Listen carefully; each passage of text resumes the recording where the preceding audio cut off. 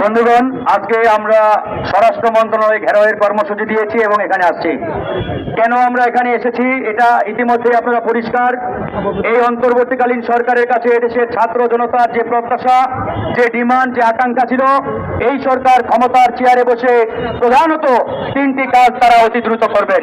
প্রথম কাজটি ছিল গণহত্যার বিচার করবেন। তারপরের দায়িত্ব ছিল তারা আওয়ামী লীগকে নিষিদ্ধ করবেন।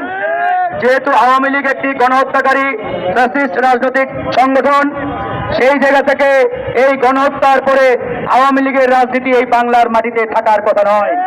কিন্তু অত্যন্ত দুঃখের বিষয়, পরিতাপের বিষয়, আওয়ামী লীগ নিষিদ্ধের প্রশ্নে এই সরকার এখন নীরব ভূমিকায়, নীরব দর্শকের ভূমিকায় তারা রয়েছেন। এরপরে এই সরকারের দায়িত্ব ছিল এই সরকার যারা এই গণঅভ্যুত্থানে আহত হয়েছেন এদেরকে যথাযথ সুচিকিৎসার ব্যবস্থা করবেন। কিন্তু বড় আফসোস এবং দুঃখের বিষয়, আজকে গণঅভ্যুত্থানের 9 মাস হয়ে গেলেও আমাদের আহত সহযোদ্ধারা সুচিকিৎসা পাচ্ছেন না। তারা হাসপাতালের ধারে ধারে ঘুরে বেড়াচ্ছেন, এর কাতারে ওর দরজায় তারা সুচিকিৎসার জন্য তারা দৌড়ে বেড়াচ্ছেন, কিন্তু তারা সুচিকিৎসা পাচ্ছেন না।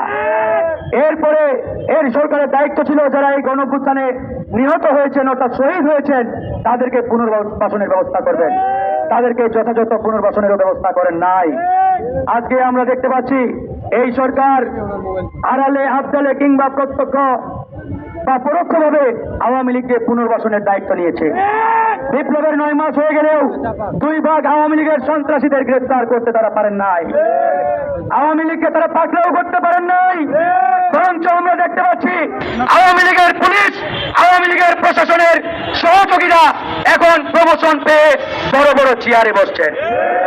আজকে দিল্লি থেকে হাসিনা বাংলাদেশকে বেকায়দায় ফেলার যে ষড়যন্ত্রে লিপ্ত রয়েছেন তার অন্যতম কারণ হাসিনার রেখে যাওয়া রুহানি সন্তানেরা পুলিশ এবং প্রশাসনের বিভিন্ন জায়গায় তারা দায়িত্ব পালন করছে। হাসিনা দিল্লি থেকে সকালে ঘুম থেকে উঠে যখন ডানে তাকায় দেখে পুলিশ বাহিনীতে এখনো আমাদের লোক বসা।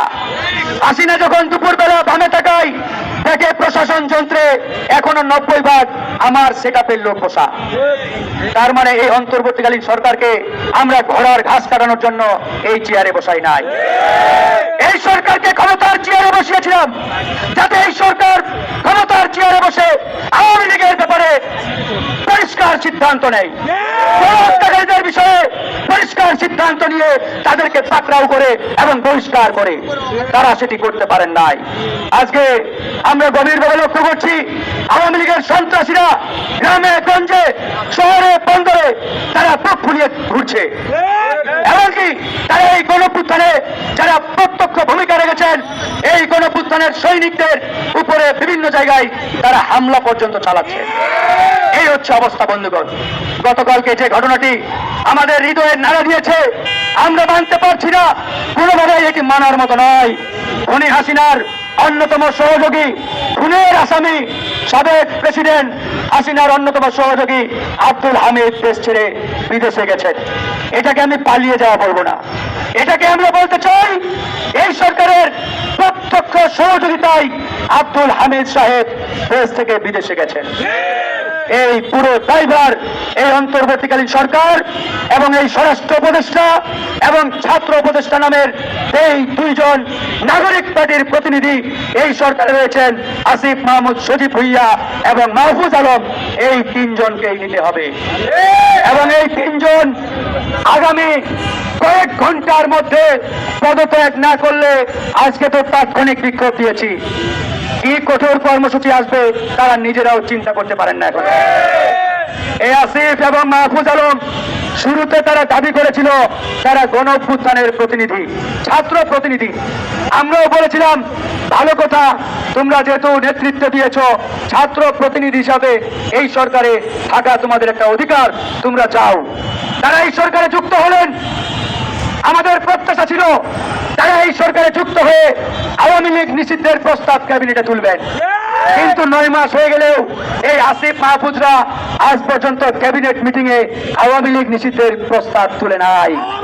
তার মানে এরা দিনের বেলা আওয়ামী লীগ দিনের বেলা আওয়ামী লীগ নিষিদ্ধ চাই আর রাতের বেলা আওয়ামী লীগকে পুনর্বাসন চাই, এই ফর্মুলায় কাজ করছে।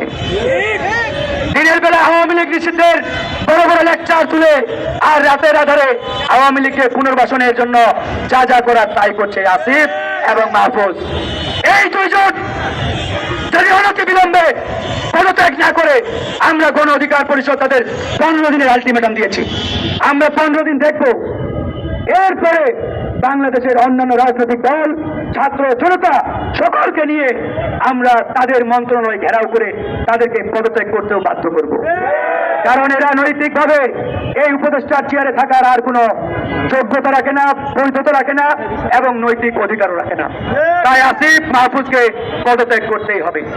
আর এখানে আমরা আজকে দাঁড়িয়েছি, পুলিশ এবং প্রশাসনকে বলবো, আপনারা যদি ওই হাসিনা মার্কা আচরণ করার চেষ্টা করেন তাহলে কিন্তু জনগণ ওই হাসিনার পেটুয়া বাহিনীর উপরে যেরকম আচরণ করেছিল ঠিক একই আচরণ আগামীতে দেশের জনগণ আবারও করবে। তাই আপনারা জনগণের পুলিশ, জনগণের প্রশাসন, জনগণের হয়ে থাকেন। আমরা চাই পুলিশ বাহিনী যাতে জনগণের বন্ধু হয়ে কাজ করে। এই পুলিশ বাহিনী বিগত 17 বছরে হাসিনার পেটুয়া বাহিনীর উপরে যেভাবে ব্যবহৃত হয়েছেন, আগামীতে এই পুলিশ প্রশাসন যাতে আর কোন সরকারের পেটুয়া বাহিনীর ভূমিকায় লিপ্ত না হয়, এটা আমাদের প্রত্যাশা থাকবে। সেই জায়গা থেকে আমরা প্রয়োজনে পুলিশ প্রশাসনকে সহযোগিতা করতে প্রস্তুত আছি। তার আগে এই পুলিশ এবং প্রশাসনের আচরণেও পরিবর্তন আনতে হবে। তাই আমরা প্রত্যাশা করি আমরা সকলকে নিয়ে একটি সুন্দর সোনার বাংলাদেশ নির্মাণ করব, জনগণের কাঙ্ক্ষিত বাংলাদেশ নির্মাণ করব। তো যাই হোক বন্ধুগণ, আজকে এখানে আমরা আছি, আমাদের একটি প্রতিনিধি দল ইতিমধ্যে ভিতরে প্রবেশ করেছেন। তারা স্বরাষ্ট্র উপদেষ্টাকে স্মারকলিপি দিয়ে তার সাথে কথা বলবেন, এরপরে বের হয়ে আবারও আমরা আপনাদের সাথে কথা বলবো। তো আপনারা ভালো থাকবেন। আমরা আমাদের এই আন্দোলন চলমান রাখবো যতক্ষণ না পর্যন্ত এই আওয়ামী লীগের পুনর্বাসনের দায়িত্ব যারা নিয়েছেন তারা পদত্যাগ করতে বাধ্য হন। ধন্যবাদ।